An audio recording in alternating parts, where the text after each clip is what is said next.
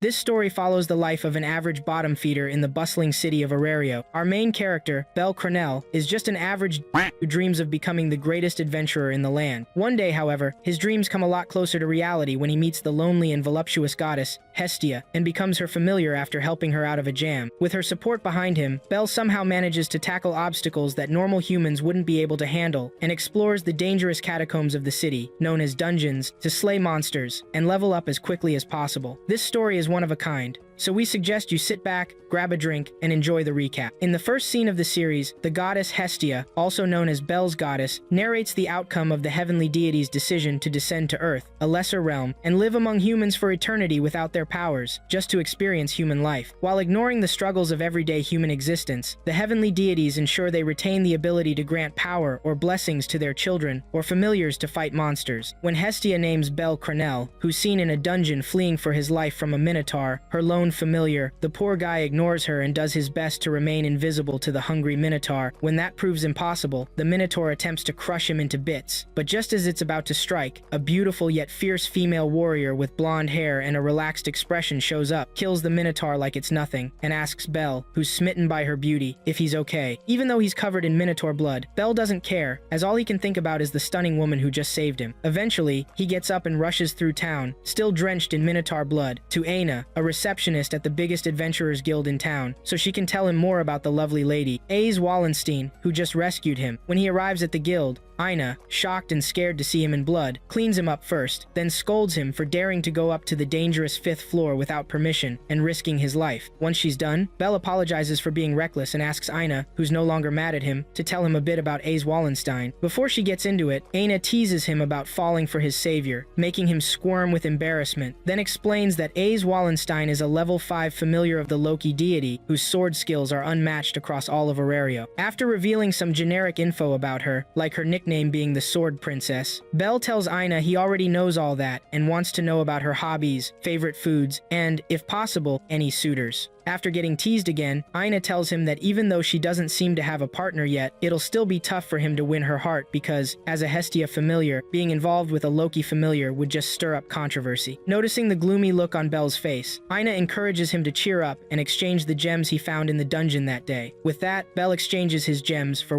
200 various and calls it a day. As he's about to leave the guild, Yona advises him to get stronger and more reliable so maybe he can win Ise's favor someday. This advice makes Belle so happy that he smiles and rushes out of the guild like a total idiot. On his way home, Belle remembers his late grandpa's words about saving fragile female adventurers from the monsters in the dungeons and making them fall in love with him, their hero. When he gets home, Belle notes that although the roles are reversed in his case, he's still determined to keep working hard every day to eventually win Ace's heart. While at home, the sultry and spirited goddess, Hestia, rushes to welcome him back. After getting her scent all over him, she listens to his experiences in the dungeon that day and urges him to be more careful so he doesn't leave her alone. When her only familiar offers her more words of reassurance, Hestia encourages the tired Belle to try some delicious potato balls she received as a gift from a booth she worked at to attract more customers. Soon after, she makes small talk with him and eventually sits down to feast with her one and only familiar. A few hours into their meal, when it gets dark, Hestia laments her lack of familiars due to being a minor deity, but Belle assures her it doesn't matter. After he makes a little comment about them being perfect for each other, Hestia cringes at his reaction and tells him how bad she feels for putting all that pressure on him without helping. Eventually, Belle stops her from the depressing talk and encourages her to work harder so they can both improve their status for the future. With all that said, they finish their meal and start analyzing Belle's power level for the day. While doing her magic, Hestia cautions her familiar against putting his life at risk, and she gets a little angry when she hears him talk about Ace Wallenstein and how she affects him. Over time, she notices something strange about his power level, but quickly regains her composure to continue talking about how she is the only partner Belle needs. Although he doesn't understand a word she's saying, Belle goes along with it, especially when she talks about focusing on the only happiness in front of him, and then checks his stats once Hestia finishes the analysis. To his surprise, his agility increases because of the Minotaur chasing him, but when he notices a scribbled part on the pamphlet Hestia gave him, he asks about his skill, and Hestia casually tells him he has no skill yet. Accepting this, Belle takes it in stride and leaves the room to clean up. Shortly after, Hestia comments on how the children of Earth are so vulnerable to change, just before revealing the new skill her familiar, Belle, just unlocked, realist phrase. This skill upgrades the user based on their feelings and well-being, meaning the stronger the user's will is to get stronger, the stronger they become. Hestia is happy for her familiar, but she struggles to accept that he got stronger because of another lady's influence. influence. With that, they go to sleep hours before midnight. The next day, Belle wakes up to find Hestia's body on him. Though surprised, he manages to get up, get ready, and leave the house without waking her. On his way to work, he senses something strange staring at him but can't figure out what it is. Just then, a pretty lady stops him and returns the gem he dropped earlier. She then asks if he's going to the dungeon this early, and Belle confirms that he is. Around this time, his stomach growls, and she offers him her lunch to eat when he gets to the dungeon. When he protests, she encourages him to come eat at their restaurant by nightfall if he feels hungry. Belle promises to do that, and heads to the dungeon. There, he faces low-level monsters and takes them down easily, picking up some gems and dropped items while talking about AEs. Soon after defeating the first batch, more show up and attack, but Belle bravely faces them and fights until evening. When he gets his daily analysis done by Hestia, Belle's shocked to see how rapid his growth is, and even goes as far as asking the pissed-off Hestia why he grew so rapidly in just one day. Rather than tell him the truth, Hestia puts on her deity jacket and storms out of the room, giving the excuse of her having a party at her part-time job, and then telling the poor guy to enjoy his lonely dinner all by himself. When she gets her alone time, she thinks about Belle's newfound love for A's, and wonders why he isn't recognizing her as his true love. At that same moment, Belle visits the morning girl's restaurant to have a good dinner. At the entrance, he finds the girl from earlier, who introduces herself as Seer Clover, and receives a large order from her mother when he gets inside. Unable to do anything about the expensive food, poor Belle tries to get Seer to stop him, but just couldn't because the lady is too nice. In time, he accepts his fate and listens to the lady babble about the people in her restaurant. Eventually, the reservation arrives, and Seer welcomes A's and her party to the restaurant to have their dinner. For a moment, time stops for Belle and every other person inside the restaurant as the beautiful ladies in the party stride to their seats. Eventually, they all recognize the lady to be the Sword Princess and quickly mind their business. Upon getting their order, the Loki familiars, aka Aiza's party, all settle down to get wasted after a good day in the dungeon. While they feast, Seer tells Belle all there is to know about Aiz and her party. Sometime later, after getting wasted enough, one of the Loki familiars, Beat, the Brute, decides to tell everyone about the last Minotaur Aiz killed in the dungeon that day, as well as the tomato kid they encountered on the 5th floor, who was way too scared to shit about his situation. Over the next few minutes, Bait insults Belle, aka the tomato kid, so much, calling him an insult, a weakling, lousy, and all things bad, that Belle, who couldn't take it anymore, had to run away. Even when another lady tried to get the fool to stop blabbing, the fool still doesn't stop and even goes as far as asking Aiz if she would ever date something like that. Eventually, when Belle runs away, Aiz, who's wondering if the tomato kid was him, runs out to meet him, but couldn't get him to stop. As for Belle, he runs straight to the dungeon that night and takes down as many monsters as he can, even the foul shadows, to let off some steam for accepting bullshit from the foolish girl and her people. By dawn,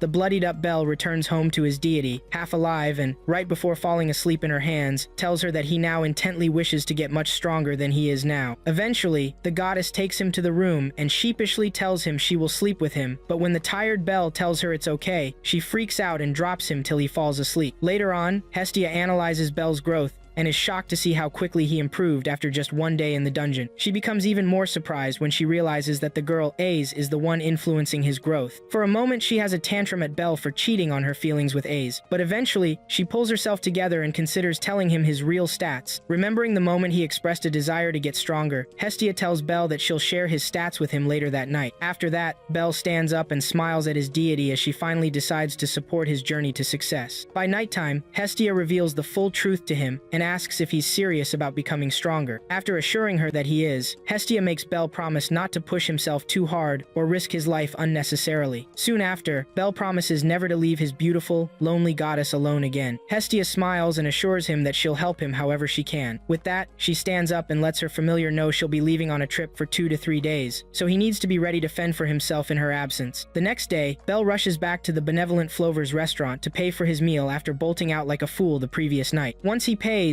Seer's mother warns him he's lucky to have returned, or she would have made him pay one way or another. After the threatening tone fades, Seer asks if he's heading to the dungeon again. When he says yes, she offers him some food to keep his strength up. Belle hesitates but eventually accepts the food after some encouragement. Seer runs to the kitchen, and her mother advises Belle to make sure he stays alive because nobody gets paid for dying dramatically. She tells him it's better to be laughed at and come home than to die trying to act tough. With that, she sends him off, and Belle promises to be back by evening, blushing as he leaves. By nightfall, the gathered deities across the land congregate in a strange statue-shaped building for a party hosted by Freya, the deity of beauty. Moments before Freya makes her grand entrance, house. The deities scatter, some are eating, others chatting, gossiping, or dancing. Eventually, Freya descends the stairs and heads straight to Hestia, who is caught trying to sneak some food. They exchange light banter about dealing with one another when Loki, another deity, arrives to gloat about Hestia's presence. During their exchange, Hestia brings up Ace Wallenstein and asks Loki if she has any admirers. Loki instantly becomes serious and threatens anyone who dares to approach Ace romantically. Seeing how protective Loki is, Hestia gets irritated, and the two deities start bickering like children. Freya then comments on Loki's black dress, teasing her for not remembering the last time Loki wore one. Loki admits she only dressed up because Hestia was attending and didn't want to look like a poor deity who couldn't afford a dress. Hestia fires back,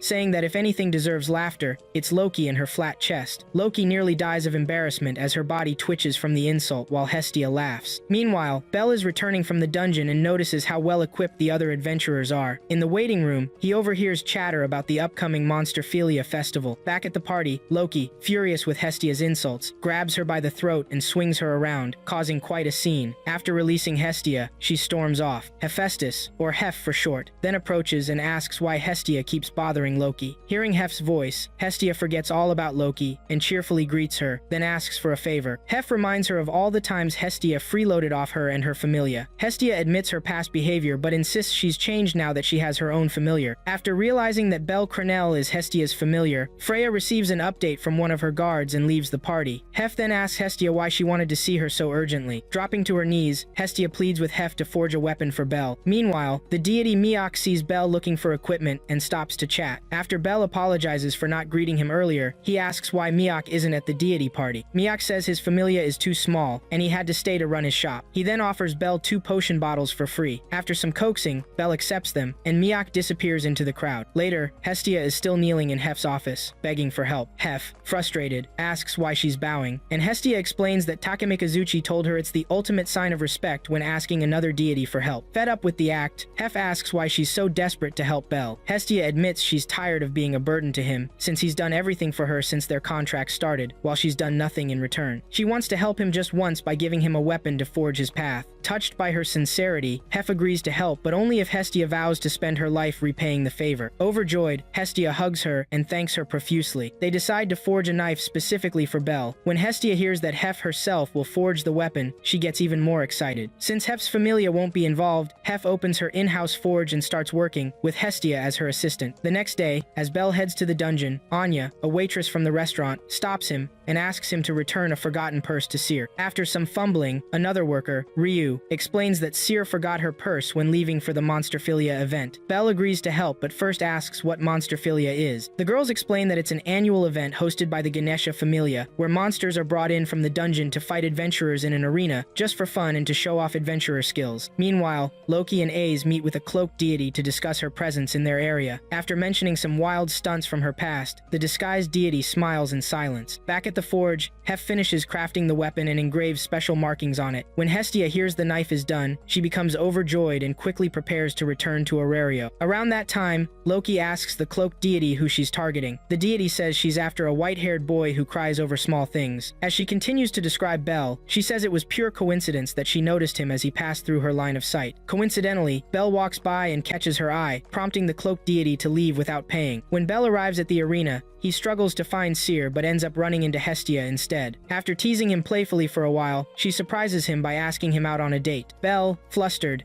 explains he was looking for someone, but Hestia doesn't care. She buys 2 crepes and drags him to the lawn, where they eat together. They act like a couple in love, with Bel even wiping cream off her cheek and feeding it to her. Elsewhere, the cloaked deity walks into a monster chamber and releases a beast, sending it to target the boy she's fixated on. At the same time, Hestia gets jealous when she hears Bel mention another woman. As Bel tries to calm her down, the monster suddenly appears and focuses on them. Bel immediately takes Hestia's hand and runs through the alleyways, trying to escape. After several failed attempts to shake off the monster, Bel refuses to abandon Hestia and faces it head-on, even though his weapon breaks. Thinking quickly, he blinds the monster with the potion Miak gave him and drags Hestia to safety. Locking her behind a barrier, he apologizes for what he's about to do, then runs off to to lure the monster away from her. As he rushes into danger to protect his goddess, Bell recalls his life before meeting Hestia. After learning his grandfather was killed by monsters and fell into a gorge, Bell is heartbroken. Following weeks of isolation in his home, he decides he wants to become an adventurer. Fueled by this new resolve, he starts asking every familia in town if they'll take him in and help him grow stronger. Unfortunately for Bell, no one wants a liability, so he faces rejection every time he dares to hope. One day, while feeling down in an alley after another rejection, Hestia shows up and asks if he's looking for a familia. Realizing she's a descended deity, Bell accepts her as his goddess, and they've been together ever since. Remembering those pivotal moments, Bell assures the very worried Hestia not to fret about him anymore. He's now determined to ensure he doesn't lose anyone else in his familia due to his weakness. With that, he charges into danger, ignoring Hestia's shouts to stop and come up with a plan together. Meanwhile, Ganesha, the tournament host, discovers that some monsters have escaped through the western gate of the arena. The guards assigned to keep the monsters contained were apparently enchanted by an intruder they haven't identified yet. Without wasting time on the culprits, Ganesha orders his men to enlist other familia slayers to eliminate the monsters before they cause chaos in the city. When his guards suggest caution, Ganesha dismisses them, insisting he doesn't care about pride or rank. All he wants is to see his people smile. He encourages the team to quietly resolve the issue to prevent panic and keep the festival ongoing. Bell eventually finds himself facing the silverback monster again, trying to keep it engaged long enough for Hestia to escape.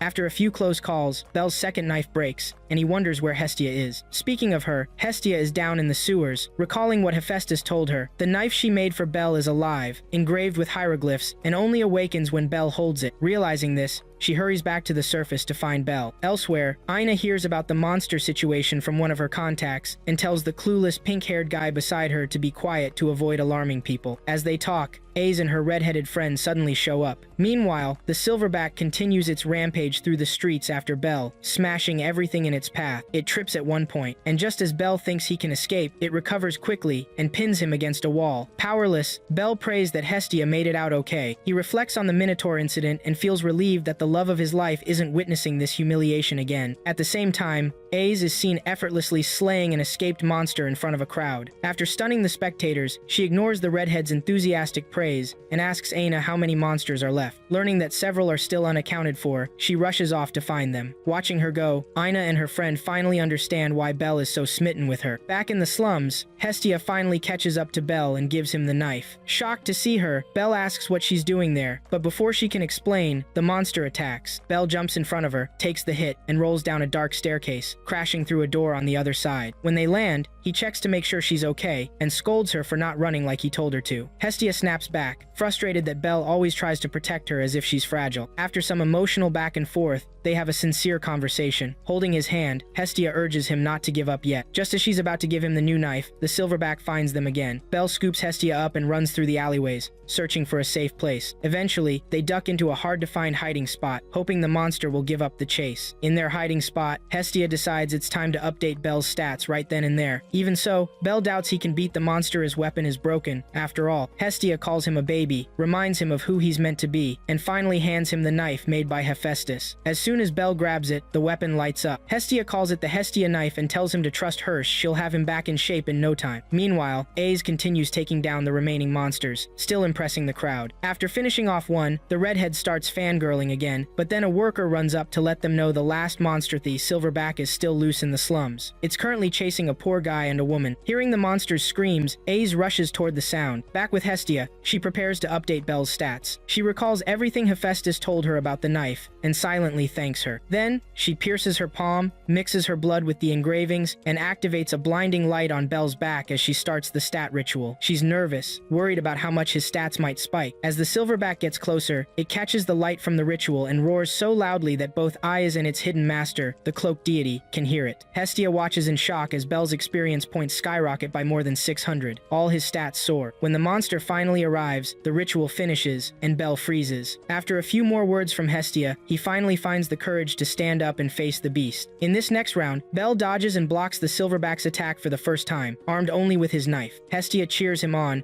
urging him to believe in himself, the knife, and her. With renewed energy, Bell jumps high into the air and strikes the monster's chest. It withstands the first blow, so he runs around around, disorienting it. Finally, when the opening appears, he dives at its heart and stabs the knife in, killing the beast. As the monster disappears, the crowd rushes in to congratulate him. A few steps away, Aze and her team watch as Belle and Hestia hug, celebrating their hard-earned victory. Aze quietly walks away, satisfied. After the applause fades, Belle notices something's wrong with Hestia. She praises him for his bravery, then faints. On a nearby rooftop, the cloaked deity watches. For now, they decide to let Hestia rest and slip away into the night, promising to return soon. Later that night, Aina finishes writing her report about the day's events. She wonders who was behind the attack. With no answers yet, the scene shifts. Seer shows up at Belle's place to check on him. She apologizes for getting him into trouble, saying that if she hadn't made him go back for her purse, none of this would have happened. Once they get past that, she brings up his heroics and how impressed she was with his moves. With that, she heads back downstairs, leaving a very confused Belle behind, unsure if she was teasing him. Eventually, Hestia wakes up. Belle tells her about Ise's role in defeating the other monsters, then asks where the knife came from. Seeing Hephaestus's name on it, he assumes it's from her, and Hestia confirms it. She then rambles about his feelings a bit, until Belle, overwhelmed with emotion, asks how she even paid for it. When she tells him not to worry, he bursts into tears, and she goes on until she accidentally confesses her love. They hug, and Hestia reassures him that she'll always be there, that it's her job to love and protect him. Elsewhere, a grumpy adventurer is forcing a young boy to carry his loot through a dungeon. When the boy collapses from exhaustion, the man grumbles about using him as bait for monsters. The boy, with little choice, gets back up and follows the jerk through the dark dungeon. Days later, Hephaestus makes Hestia dress as one of her servants and bursts out laughing when she appears in a skimpy maid outfit, sultry and ridiculous as always. A few days later, Belle visits the 7th floor of the dungeon and tells Aina about it when he gets back. As soon as she hears that the usually fragile boy explored some of the more dangerous areas, she gets mad and scolds him for being reckless. In his defense, Belle says he survived the floor thanks to a skill boost he got the last time he was in the dungeon. To back him up, Aina takes him to a quiet spot and checks the stats written on his back. Eventually, she sees that his strength,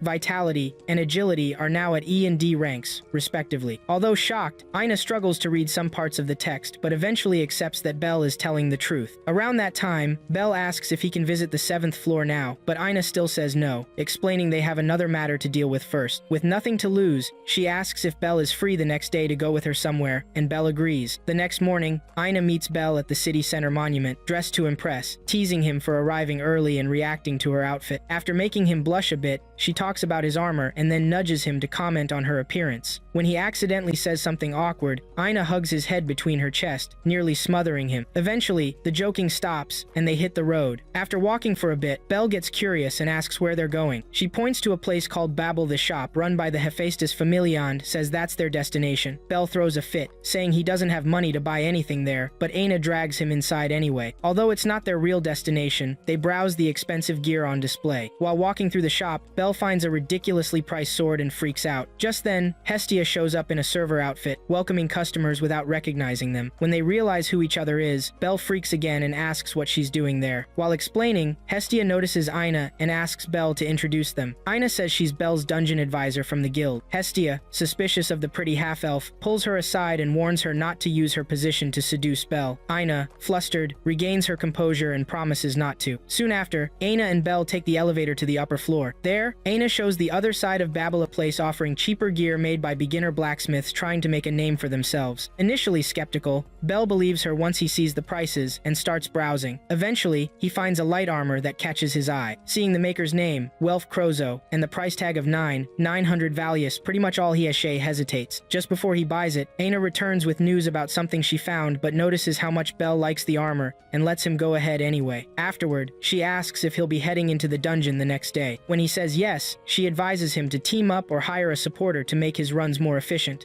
Belle appreciates the advice and enjoys the rest of the day. As twilight falls, their outing wraps up. Before parting, Aina gives Belle a green handguard as a gift and insists he accept it for his safety. Belle initially refuses, but takes it after Aina shares some heartfelt thoughts about adventurers and survival. Grateful, Belle thanks her sincerely and heads home. On his way through the alleys, Belle runs into a small girl. When he tries to help her, a rough man approaches, raises his sword, and threatens her. Belle steps in and blocks the strike. When asked if he's her friend, Belle simply says he felt the need to protect her. Before things escalate, Ryo from Ise's party appears and scares the thug off with a threat. After the man runs away, Belle thanks Ryo and turns to find the girl gone. He thanks Ryo again and safely makes it home. The next morning, Belle gears up early and leaves Hestia asleep. While heading to the dungeon and looking for a supporter, the same little girl from before appears, dragging a bag 5 times her size. She calls out to him and advertises herself as a supporter. Belle, confused, asks if she's the same girl from yesterday. When she confirms, Belle pets her, and she playfully pretends to be annoyed. He apologizes again, and she shares a strange smile. They sit by a fountain, and Belle asks how she knew he needed a supporter. After her explanation, Belle admits he's been thinking about hiring someone. The girl nudges him into giving her the job for the day. With the plan in place, Belle heads back into the dungeon, battling tougher monsters with his new armor and gear. After a challenging day, the girl praises Belle's performance and attributes it to the quality of his weapon. Belle agrees and reflects on how much he depends on it. When she asks where he got it, he mentions it was a gift from his goddess. He then inquires about her familia, and she shares that she's from the Soma familia. She encourages him to use her knife to harvest a gem from a monster ant corpse nearby. Unaware of her true intentions, Belle takes the knife and gets to work. Later that day, Belle catches up with Ina and tells her about his new supporter from the Soma familia. Ina shares what she knows, that they sell alcohol and are reputed to be desperate people living under constant pressure. She asks Belle for his impression of the girl, Lilaruka, or Lily. Belle says she was kind and helped him earn a lot of money. Seeing him so happy, Aina holds back her concerns. Just as Belle is about to leave, she notices his knife is missing and asks about it. Belle panics when he realizes it's gone. Meanwhile, Lily tries to pawn the stolen knife but feels let down when the dealer offers only 30 Valius, claiming it's practically worthless. Frustrated, she walks away, only to run into Ryo and Seer. She quickly hides the knife, but Ryo stops her, demanding to see what's in her sleeve. Recognizing the weapon, Lily tries to talk her way out of it, but Ryo tosses a coin at her, forcing her to drop the knife. Lily runs off in fear. As she exits the alley, she bumps into Belle. Ryo and Seer come up behind her, and Belle asks if they've seen his knife. Ryo hands it over,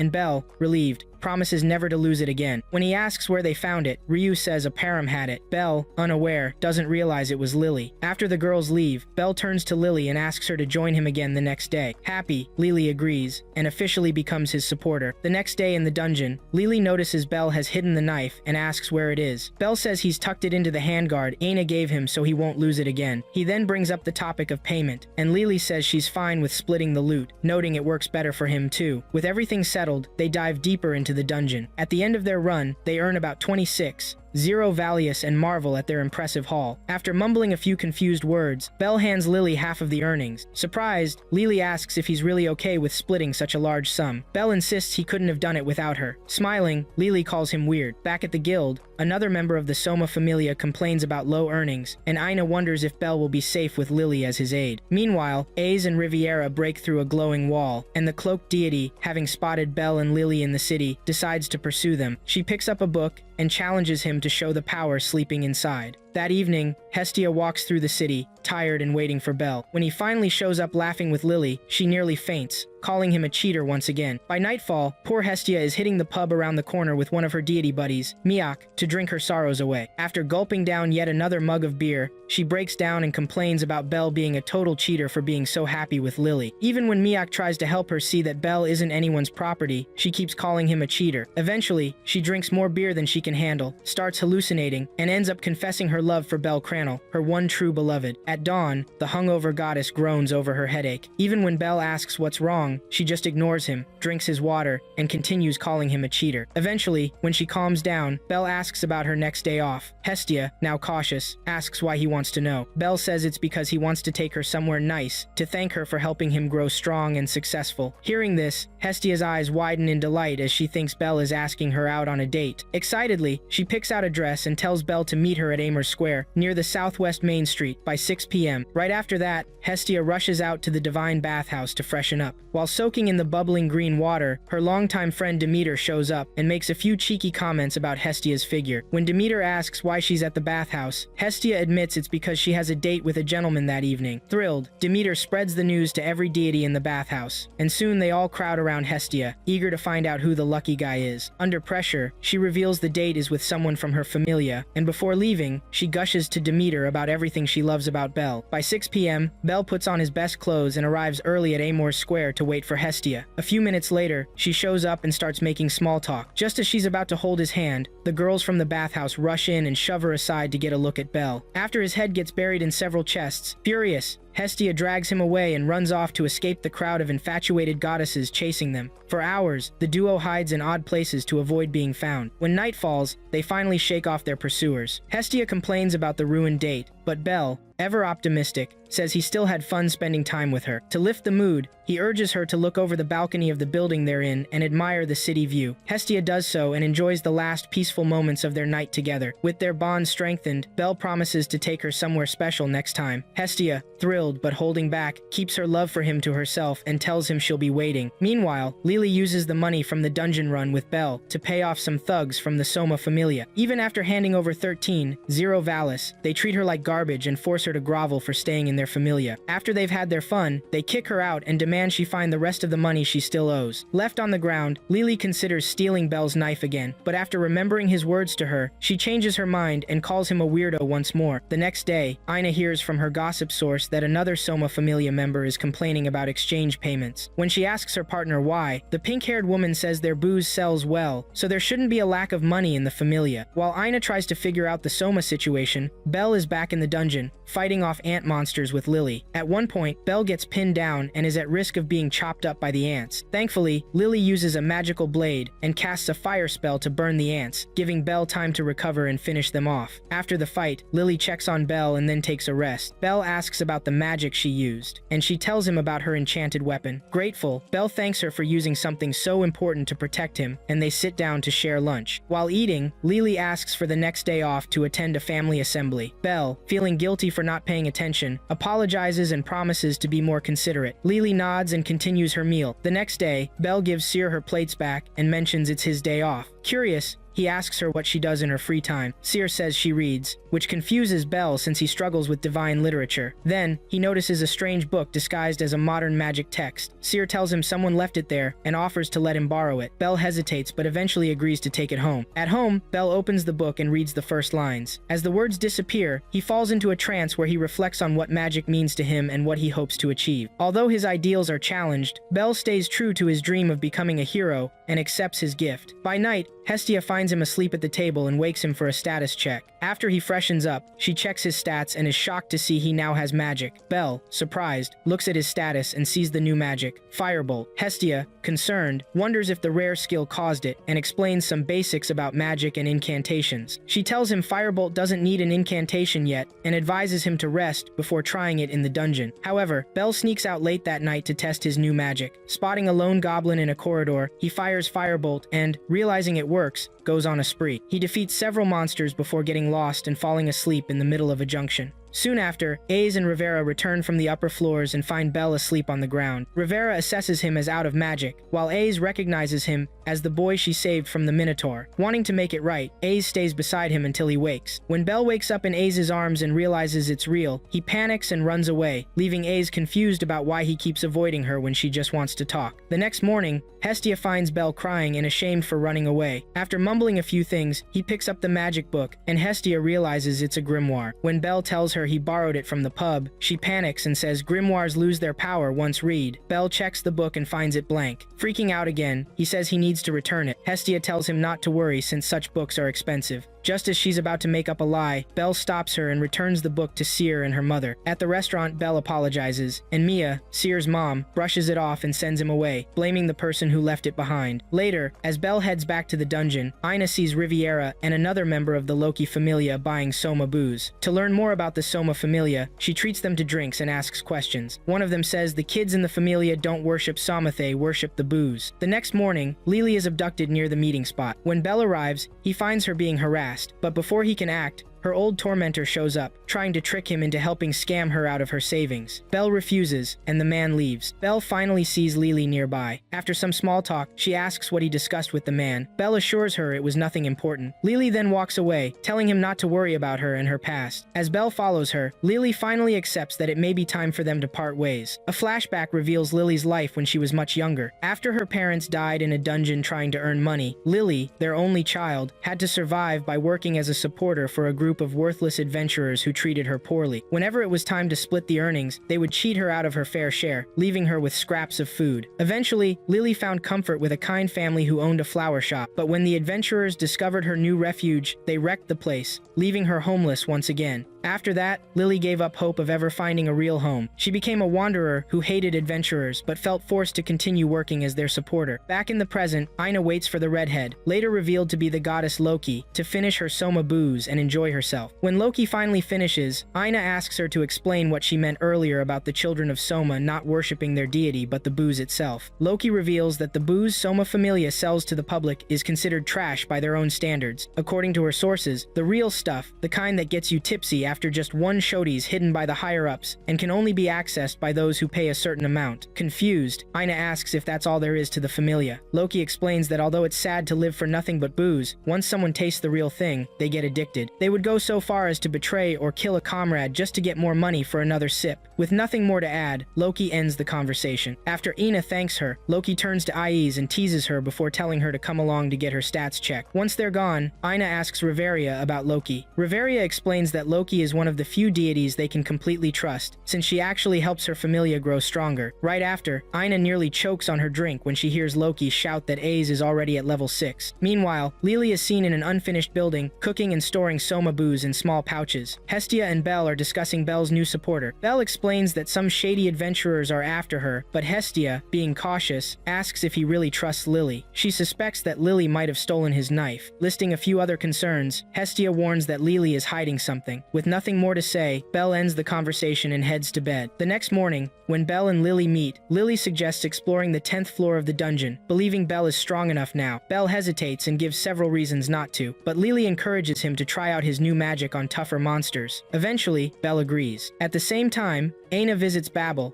Hephaestus's shop, as the day's inspector. She finds it ironic but uses the opportunity to talk with Hestia, who works there, about Lily. Back in the dungeon, Lily thanks Belle for trusting her suggestion. They arrive on the 10th floor, where Lily hands Belle a longer knife, saying his current one is too short for larger enemies. Belle accepts and attaches the new blade to his handguard. Elsewhere, Ina meets with Ais and tells her about Belle. Ais, nervous, asks if Belle is scared of her. Ina says no, and that Belle is grateful. Ais sighs in relief. Just then, they overhear 4 adventurers nearby planning to ambush Lily after she deals with the white-haired kid she's with. Ina quickly comes up with a plan and asks Ais for help. On the 10th floor, Belle surveys the area before a giant orc appears. Lily tells him to fight it head-on. Belle draws the knife Lily gave him and charges at the monster. Meanwhile, Ina confronts Hestia again, saying she thinks Lily is dangerous. At the same time, Belle manages to injure the orc, finishes it off, and takes down another with 2 fire bolts. He then starts searching for Lily, who has disappeared. Suddenly, monster lures scatter around him. Monsters swarm in from all directions. As he calls out for Lily, she's seen in a safe place, using an arrow to snag his bag from a distance. With a smirk, she apologizes to Belle, then dares him to survive the monsters before heading to the exit. Outside, she takes off her disguise, blames Belle for being too nice, and justifies her betrayal by saying, "He's an adventurer and she hates adventurers." She checks the engraving on the knife and decides to sell it to buy her freedom from Soma Familia. With determination, she rushes toward the exit but is ambushed by the nasty adventurer Belle met earlier. He beats her up for making him chase her. Then he rips off her outer clothing, exposing her underwear, and shows one of his buddies the magical blade he stole from her, who arrives with a package. Realizing what happened, the buddy turns on him and reveals the package contains a dying killer ant. The vile adventurer drops it in horror. 2 more of his friends show up with similar packages, planning to use the ants to kill him. Realizing he's been betrayed, he tries to escape, but the ants find him first and tear him apart. The group then threatens Lily. Fearing for her life, she hands over the key to her gnome bank safe, where she's been saving. The lead thug snatches the key from her and makes it clear she's done for. As they prepare to feed her to the ants, Lily begs for mercy, but they leave her to die. Deep in killer ant territory, Lily sits in despair. She reflects on her painful, lonely life and prepares to die. Just as the ants close in, Belle arrives and uses his firebolts to destroy them. Back in Babel, Ina apologizes to Hestia and promises to do something about Belle's misplaced trust in Lily. Hestia brushes off her worries, saying Belle has already decided to help the lonely girl. As Belle finishes off the ants, he reaffirms his promise to protect Lily no matter what. Once the danger passes, he finds Lily and tells her that another adventurer helped him take down the orcs, allowing him to rescue her. Lily, overwhelmed, punches him and demands to know why he saved her after her betrayal. Belle listens as she confesses to stealing from him all this time. He calmly replies that he saved her because it's her he doesn't need a reason, and that is his reason. Then he asks her to tell him everything from now on, including when she's in trouble. Lily breaks down in tears and hugs him tightly. tightly. Later that night, Bell apologizes to Ina for losing his handguard. Ina forgives him and asks about his next move. The next morning, Bell meets Lily again and hires her as his supporter for the day. After exchanging a few words, they set out on an adventure together. Meanwhile, Ais, after defeating the orcs on the 10th floor, finds Bell's missing handguard lying on the ground and picks it up. Elsewhere, the cloaked deity who was chasing Bell earlier is seen in her palace, complaining about how harmful Bell's hesitation to battle is for her. One of her aides explains that Bell's lack of adventures might be why his spell hasn't broken. Not wanting that to happen, the deity leaves the task to her aide, Otterl. On their way home from the dungeons that night, Bell touches Lily's beast ears, making her nervous enough to react. After apologizing, Bell asks about shapeshifting magic, and Lily explains she keeps the disguise so her people think she died in the dungeons and leave her alone. Although it's a solid plan, a concerned Bell asks if she's really okay with it. Lily assures him she is, as long as he knows it's her. Then, she nervously asks if he's truly okay working with her, considering how she once tricked him. Bell smirks and tells her he's fine with everything that's happened. Soon after, they return to Bell's apartment, where Lily introduces herself to the deity Hestia. Before Hestia can start ranting, Bell excuses himself to get tea, getting teased by her on the way out. Once he's gone, Hestia turns to Lily and demands to know how serious she is about being Bell's supporter. Lily swears on all their lives that she's never going to betray Bell again. Pleased but blunt, Hestia tells Lily how much she hates her for deceiving Bell and then trying to win him over. Even though Bell's too kind to say anything, Hestia says she knows Lily's guilt must be eating at her and that Bell is just spoiling her. To help, Hestia decides to entrust Lily with watching over Bell from now on. If Bell's left alone, someone else might trick him again. So, if she's changed, Lily must protect him and make sure he's never caught off guard like that again. With that, Hestia allows her to join their party but warns her never to cross certain lines with her Bell. When Bell returns with the tea, Hestia hugs him, pressing her chest against his hand. Jealous, Lily decides not to lose to Hestia. After getting teased, she strips off her outer clothing and hugs Bell's other hand, staring into Hestia's eyes and daring her to bring her A-game. Tired of their antics, Bell runs outside, pretending he's heading to the dungeon. As he walks away, hearing the girls argue behind him, he smiles, glad they're getting along, and keeps walking to the guild. There, he sees Ina and Ayaz in the lobby and freezes when he locks eyes with Ayaz. Just as he tries to escape again, he bumps into a huge adventurer, apologizes, and tries to leave, only for Ayaz to block his way, and he ends up smacking by accident. Horrified, Bell screams and tells Ina he doesn't understand what happens to him around Ayaz. Eventually, Ina convinces him to face it like a man. Ayaz wants to talk to him. Soon, the duo is alone in a room, with Bell standing stiff like a soldier while Ayaz relaxes in her seat. Their meeting begins when Ayaz asks if he was attacked by orcs on the 10th floor earlier. When Bell confirms, she returns the handguard to him. Realizing she was the one who saved him, Bell listens as Ayaz formally apologizes for putting him in danger due to her earlier mistake. Bell, awkward as ever, rambles and apologizes for always running from her. Amused, Ayaz smiles and walks outside with him. At the guild's entrance, she praises him for making it to the 10th floor so quickly. Bell, as usual, downplays himself, saying he's not that good at fighting since nobody's taught him. Hearing this, Ayaz offers to train him. Bell accepts. Later that night, she takes him to the top of the city wall for training. After insisting he use her first name, she asks about his weapon. He hands her his knife, and she demonstrates a few movements, leaving Bell wide-eyed. As Bell tries to speak, Ayaz suddenly kicks him in the mouth and apologizes, asking him to spar. Without hesitation, she arms herself with her sword's sheath, prompting Bell to do the same. She praises him for reacting quickly and starts giving him martial arts tips like a seasoned teacher. As she draws closer, she senses his fear and says there's still something he's afraid of. Bell attacks, and Ayaz counters effortlessly, teaching him during the fight. At one point, she admits he's lacking but encourages him to get back up. He does, dodging one attack and launching his own before she knocks him out just as the sun rises. Meanwhile, Otterl is in the dungeon, taking down every minotaur he can find in search of one worthy enough to face Bell. Just when he's about to give up, a final minotaur appears, its weapon dripping with blood. Impressed, Otterl gives it a massive blade he created. The minotaur, pumped up by its new weapon, roars in anticipation and gets ready to fight. The next day, Bell and Lily are on the 10th floor discussing their upcoming day off when Lily asks why Bell always looks beaten up before they even reach that level. Bell brushes it off, but a few bones crack, and he flinches. Suddenly, they hear a familiar shriek and get ready. Bell arms himself and tells Lily to stay behind him. Goblins surround them, but before they can reach Bell, Lily, from her vantage point, fires arrows that scatter the enemies. Bell seizes the chance, fighting off the goblins while recalling Ayaz's lessons. He doesn't stop until giant orcs arrive. Despite the odds, Bell doesn't retrieve knows if he does, he may never catch up to Ayaz. So, he charges in with fierce determination. Elsewhere, Otterl continues his fight with the chosen Minotaur. Even when the beast tries to crush him, Otterl pushes it off and orders it to stand. Once it does, he kicks it and goes back to fighting. The next morning, Ayaz and Bell are sparring again. After getting hit repeatedly, Bell finally calms down. During their break, Aze asks how he got so strong so fast. Bell explains it's because there's someone he desperately wants to catch up to. Aze agrees and invites him to practice napping with her since it's already noon. Confused, Bell lies next to her and watches her fall asleep instantly. As he stares at her, unsure of what to do, his deceased grandpa's spirit appears, urging him to kiss Aya's. Then, Hestia's voice joins in, warning him not to take advantage of a sleeping girl. Overwhelmed by the chaos, Bell shoos both voices away and leans in only for Aze to wake up and tell him to wait. He freezes. Meanwhile, Otterl finishes his training with the Minotaur and decides it's ready for its mission. After the nap, Aze and Bell head out to a nearby food stall. She orders Azuki-flavored potato balls for both of them. To Bell's horror, the server is none other than Hestia. Hestia locks eyes with Bell, freaks out, and scolds him for hanging out with Aze despite her warnings. Later that evening, Bell begs her to let him train with Aze for a few more days. She reluctantly agrees, but warns Aya's not to seduce Bell while she's away. Then she jumps on Bell, only to shove him off when he accidentally touches her. That night, the Minotaur trained by Otterl slaughters some adventurers in the dungeon. After a terrifying roar, it confronts the last man standing, advances through fire, and kills him after a tense pause. The next day, Bell learns that Aze has leveled up to an impressive level 6 after defeating the floor 37 boss by herself. This is something no skilled adventurer should be able to do alone, as they usually need large parties just to think about facing such monsters, let alone beating them. While looking at the notice board, Bell remembers Ina's advice about not comparing himself to her and just focusing on getting better. Unable to shake it off, he heads back to training with Aiz against the wall and ends up getting beaten again, as usual. At this point, he realizes he's nowhere near as strong as the person he wants to surpass, and this weighs heavily on him. Anyway, Bell goes back out and, while walking to his next destination, thinks about his life and how to deal with the apparent gap between him and Aze. Just then, Seer appears looking stressed out and urges him to come back to the restaurant with her. When he arrives, he somehow gets tricked into helping Seer with her punishment of doing the dishes. After complaining a bit, he eventually starts, seeing it as a way to clear his mind. Just as he's getting ready to begin, Ryu shows up to lend a hand, and Bell is grateful for the help. While washing dishes together, Bell asks Ryu what she did to level up when she was an adventurer, and she explains that an adventurer must defeat the impossible to gain recognition and level up. To achieve this, however, one needs special skills and tricks. This reminds Bell of Aze's comment about him not having any special moves, and he continues to listen as Ryu talks about forming parties to become much stronger. Although winning alone is possible, having a party would speed up the process and make adventuring easier. In summary, Ryu advises Bell to do more adventuring to level up, noting that it means different things to different people. She then offers him more advice and encouragement to help him find his path. Meanwhile, Seer is seen eavesdropping on their conversation, feeling bad that she's not the one giving Bell advice. Eventually, Bell finishes his work at the restaurant and heads straight back to train with Aiz. Although he's improved and can counterattack now, Aiz still overpowers and defeats him. With their training for the day done, they say their goodbyes and reminisce about how much fun it is to spar. As Aiz leaves, Bell starts to wonder if he'll ever catch up to her, but he knows he needs to put in his best effort to not fall behind. The next day, he goes home and tells Hestia about the end of his training and the expedition that the Loki Familia and other stronger familias will be embarking on that day. Just as Hestia is about to show him an unbelievable new skill he's unlocked, Bell rushes out of the room to get to the dungeon on time, promising to check his stats later. Meanwhile, the Loki Familia and the other familias gather in front of Babel to hear the expedition leader brief them on their next mission to explore the unexplored regions of the dungeon, particularly the 59th floor. At the same time, the Cloak Deity and her aide, Otterl, are discussing Bell's upcoming adventure, with the Cloak Deity wishing Bell would just reveal himself so she could see his growth firsthand. Hours later, Bell and Lily are walking through the unusually quiet 9th floor of the dungeon, when Bell suddenly halts and asks Lily about the strange feeling of being watched. Although Lily feels the same way, she isn't too worried since she doesn't sense any danger. Just as Bell remembers his past encounter with the Minotaur, he gathers the courage to move forward. Unfortunately, before they take 10 steps, the Minotaur trained by Otterl growls from the caves and appears in front of them, wielding the blade Otterl had given it. Seeing the monster, Lily wonders why a Minotaur is on the 9th floor and urges Bell to leave. However, Bell is frozen as he watches the Minotaur charge at him. Fortunately, Lily saves him by pushing him aside and taking the hit herself. When Bell realizes what happened, he finds Lily knocked out and bleeding. Unable to let her die, he moves her to safety and unleashes a flurry of firebolt attacks at the monster. In retaliation, the monster slams him into a wall, but Bell gets back up and faces it head-on. On another floor, Aze and her party run into a group of survivors who mention a Minotaur with a huge blade on the 9th floor. At first, they think it's just another incident, but they quickly seek more information. As soon as Ayaz hears about a white-haired kid being attacked, she rushes to the scene, forcing her party members to follow her to Bell's location. Meanwhile, Bell continues to hold his own against the Minotaur, remembering Ayaz's words about not letting fear control him. Determined not to be afraid, raid. He unsheathes the sword Lily gave him and keeps getting hit while searching for an opening. When Lily wakes up and sees Bell fighting, she tries to get his attention. Bell screams at her to run, and despite her hesitation, she flees. Bell considers running too, but realizes that if he does, Lily might die. Determined, he stands his ground, unsheathes his special sword, and keeps dodging and blocking the monster's attacks. At one point, he makes a mistake, and the Minotaur crushes his left arm before slamming him into the ground. Weakened and out of breath, Bell watches as the Minotaur approaches to finish him off. Just before it reaches him, Ace appears and saves him, asking if he's okay. Reflecting on his experiences and refusing to rely on others, Bell decides to stand and fight. When Bait and the others arrive, Bell tells Ace he can't let her keep saving him. Picking up his special Hephaestus-made sword, Bell faces the monster with newfound determination. As everyone watches, Bell begins his real fight. Beat, recognizing Bell as the Tomato Kid, urges the others not to interfere and to let Bell grow. Meanwhile, Lily, who brought them there, pleads with Beat to save Bell. Though he initially refuses, Beat changes his mind after seeing Lily faint from desperation. As he prepares to help, he's shocked to see Bell holding the monster at bay on his own. Determined to fulfill his dream, Bell fights the Minotaur with all his strength, earning the admiration of the others. They start to see him as an Argonaut, a boy dreaming of becoming a hero. As Bell screams and fights on, the cloaked deity watches in delight, witnessing Bell's growth. As the fight nears its climax, the others worry that Bell might fall since his firebolt spells aren't working well. Just then,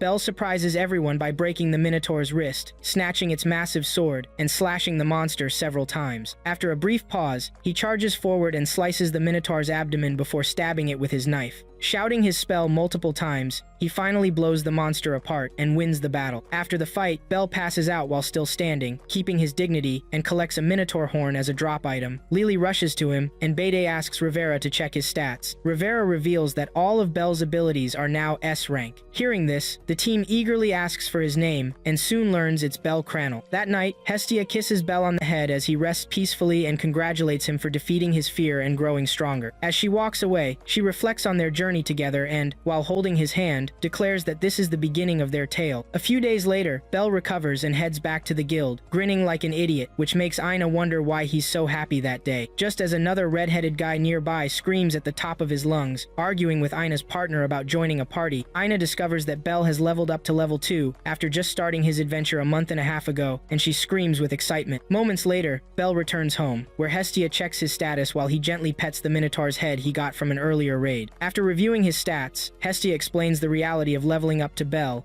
and then reveals she has something that might interest him. When Bell asks about it, she shows him the new skill he just developed called Argonaut. At first, Bell is thrilled about the skill, but Hestia explains what it really means. He still admires heroes and stories like a child, even though he's older. Bell's happiness quickly turns to embarrassment as Hestia makes it worse. Soon after, Bell plops down on the couch until he musters the courage to face Hestia like a man. Tired of his antics, Hestia gets dressed and urges him to do better by the time she comes back from where she's going. When Bell asks where that is, she tells him it's a gathering of deities held every 3 months to decide the second names for those who level up, including him. About an hour later, Hestia arrives at a shiny palace and runs into Takamikazuchi, another deity, and they chat about Bell leveling up in record time. After praising Bell, Hestia asks about Take's leveled up child, and they talk a bit about Yamato, a young adventurer who also leveled up in the past month. As they enter the ballroom to start the event, Bell finally cheers up. While sweeping the floor, he wonders what cool new weapon he should buy to match his new name. After considering a few generic, cheesy second names, he checks out his light armor made by Welf Krazo and mentions the good things he's done with it. By this time, Hestia rushes in and tells him his new name. In the next scene, Bell visits Sear's restaurant and, while sitting at a table with Lily, reveals his second name, Little Rookie. Shortly after, Ryu and Lily show up with half a dozen beer mugs and food, and he asks them what they think of his new name. All 3 girls say it's okay because it's neutral, but Bell notices other adventurers staring at him. Listening to some of their conversations, he asks the servers about the onlookers, who assure him it's normal, just a sign of his growing popularity. Once they set down the drinks and food, they join him at the table. When Lily asks if Mia, their matron, is worried about them eating there, Ryu says Mia's fine as long as they spend money. With that settled, they dig in and enjoy their meal. A few minutes into the meal, Ryu asks Bell about his next move now that he's leveled up, and Bell says he's going to keep exploring the upper dungeon floors. Hearing this, Ryu warns him to avoid the 13th floor for now, since the environment and spawn rates there are totally different, meaning nobody can take it on solo. She advises Bell to form a party if he wants to explore that floor soon. Just as Bell thinks about who to invite to his party, a large fool shows up, smirking and telling Bell, the little rookie, that he'll allow him to join their party if he surrenders Ryo and Lilaruka to them. As the tension rises between the groups, Ryo gives the guy a chance to leave quietly. When he keeps talking, she breaks his hand and warns him never to talk about her friends like that again. Around that time, the man tries to stir up trouble, but Mia breaks her counter and chases them out of the restaurant after making them settle the bill. The next day, Bell visits the low-grade armory at Babel and has a hard time locating Welf Krodzo's armor. Soon, he hears someone yelling at a clerk and approaches to ask about Welf. As soon as the clerk hears the name, he points Bell to the red-headed dude next to him and tells him to talk to Welf Krodzo himself. Soon after, the duo gets acquainted, and Welf takes Bell somewhere else to discuss business. After some small talk, Welf is touched by Bell's politeness. He calls Bell his regular customer and chases off other smiths, asking Bell to sign an exclusive contract with him. In return, Welf wants to join Bell's party. The next day, Welf, Bell, and Lily head to the 11th floor of the dungeon to hang out. Before facing any monsters, Lily expresses concern about Welf joining without her consent. When Bell asks about her worries, she admits she suspects Welf might be an outcast trying to freeload. Around this time, Welf introduces himself to Lily, but when Bell calls him by his full name, Welf Krodzo, Lily reveals the Krodzo family's cursed history. They were once famous for their powerful magic swords, but are now disgraced and poor. Welf interrupts her and argues back. Just as Lily is about to respond, monsters appear and interrupt them. Wasting no time, Welf takes charge of the weaker monsters while Lily provides support from behind. Bell charges at the goblins, noticing how slow they are. Meanwhile, while Welf struggles with a few orcs, he looks over and sees that Bell has already defeated the others. Just then, an armadillo monster charges at them, but thanks to Bell's warning, they dodge its attacks. Eventually, Bell uses Firebolt to destroy it, happy to be getting closer to Aze and her party. Around the same time, Aze's party is motivated to hunt monsters. When the dwarf among them asks Reveria why, she explains it's because they were inspired by Bell Cornell's triumphant victory. Soon after, Aze joins the fun, making Reveria chuckle. A few minutes later, Welf and the others spot more adventurers nearby and decide to have lunch, letting the other group handle the monster hunting. Just as they're about to leave, Welf notices something shining on Bell's right arm. A baby dragon monster appears before they can figure it out and scares off the other adventurers. Looking for Lily, Bell finds her picking up gems. The dragon approaches her, but Bell desperately unleashes Firebolt and hits it before it can attack. The next time Hestia checks Bell's skills, she tells him that his desperate move against the baby dragon was thanks to the Argonaut skill. It's believed to be a last resort magic attack that closes the strength gap between opponents. Once they finish their conversation, Bell asks if she's heard of the Krodzo family. Hestia, munching on dinner, says they were once renowned magic swordsmiths. As for Welf, she explains he's a talented blacksmith who refuses to make magic swords because it goes against his principles. She warns Bell to be careful with Welf, and Bell agrees. The next day is Lily's day off, so Welf asks Bell if he can tweak his equipment to repay him. When they arrive at Welf's workshop, Bell gets comfortable, and Welf asks if there's anything Bell wants to try out. Bell modestly chooses a regular sword, impressing Welf, who expected him to ask for a magic sword. Welf admits he was testing Bell to see if he'd change once he found out he could make magic swords. After apologizing for the test, Welf notices the Minotaur horn on Bell's belt and offers to use it to create a weapon. Bell agrees, and Welf explains why he stopped making magic weapons too. Many adventurers just wanted them for power. He believes weapons should be companions. Once he gets a little philosophical, Welf forges a dagger for Bell and names it Ushiwakamaru. Afterward, Welf urges Bell to treat him like he treats Lily, and Bell finally lightens up to him as a friend. The next time they enter the dungeon, Lily stops them to discuss a new party strategy. While she's doing that, Bell chuckles, and when asked why, he says he's just excited that they're all working together. Welf and Lily, happy to hear it, get excited too, and they venture deeper into the dungeon to kick off their next adventure. A few days later, Bell puts on the salamander wool cape Ina gave him earlier and gets ready to head back to the dungeon for his daily run. However, that morning, Hestia stops him halfway, worried he might run into serious trouble since it's his first day exploring the middle floors. She comments on the type of cape he's wearing. After he explains Ina's advice about keeping it on him at all times, Hestia feels satisfied with his preparations, but warns him not to get too carried away before letting him go. Once he gets Hestia's blessing, Bell runs off to meet his party members, leaving a worried Hestia hoping for his safe return. Later that morning, Hestia arrives at the dungeon's entrance to wait for her child's return, and unexpectedly runs into Takamikazuchi, who is giving his kids final instructions before they head to the middle dungeon floors. After he's done sending them off, she joins him and tells him about Bell's big day. Takamikazuchi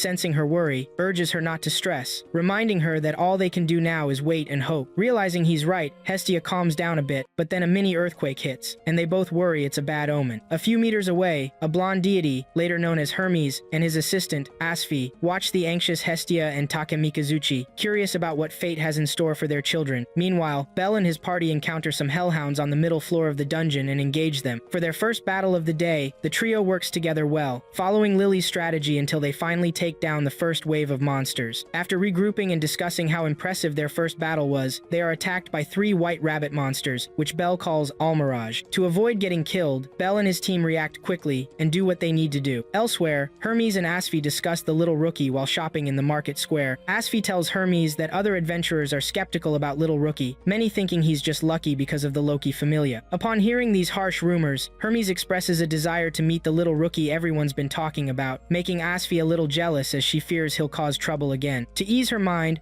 Hermes pets her and thanks her for her service to their familia. With that, they head to Sear's restaurant for a meal. Meanwhile, Takemikazuchi's kids are seen running toward the floor's exit with a wounded warrior. Suddenly, one of them, a female adventurer, stops to take out a few Almirage monsters before rejoining the group. Unfortunately, before they reach the exit, they encounter hellhounds and sprint toward the room where Bell and his team are trapped. Spotting Bell's group fighting the Almirage, they refuse to help, with their captain, Aoka, claiming they care more about their own lives than strangers. With that, Takemikazuchi's kids abandon Bell's group, leaving them to deal with the incoming danger. Realizing the situation, Bell's party rushes down a corridor to escape, but the hellhounds and Almirage chase after them, leaving Takemikazuchi's group a clear path to the surface. During their escape, Bell and his party reach a bridge. Bell stops to take down a few monsters with his firebolt magic while Welf helps clean up the rest. After a short rest, Bell checks on everyone, and they soon realize they're surrounded. Bell recalls what Ryu said during dinner. The dungeon crushes prey that shows signs of weakness. As Bell notices these signs, a swarm of monsters rushes at them, causing the tunnel's ceiling to collapse and injure Welf's leg. With Bell being the only one unhurt, he starts to panic, seeing both his teammates weakened. To make things worse,